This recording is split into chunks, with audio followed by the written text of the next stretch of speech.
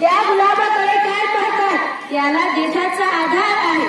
त्या गुलाबाकडे काय पाहतात, त्याला देठाचा आधार आहे. जरा हे तिरंगेकडे पहा, त्याने तुमचा उद्धार आहे.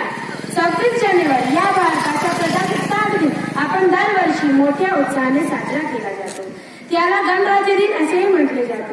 26 जानेवारी 1950 रोजी भारताचे संविधान अंमलात आले. 15 ऑगस्ट 1947 रोजी भारताला ब्रिटिशांपासून स्वातंत्र्य मिळाले.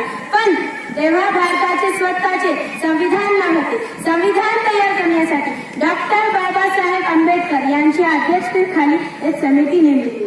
बरेच विचार विमर्श करून 26 जानेवारी 1950 रोजी संपूर्ण राष्ट्रीयसाठी संविधान लागू करण्यात आले.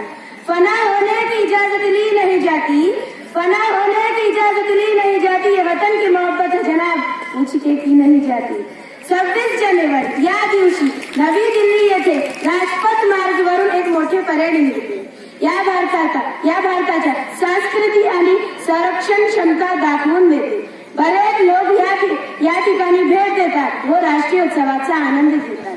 या दिवशी देशातले शाळेत व कार्यालय सुद्धा प्रजासत्ताक साजरा करतात.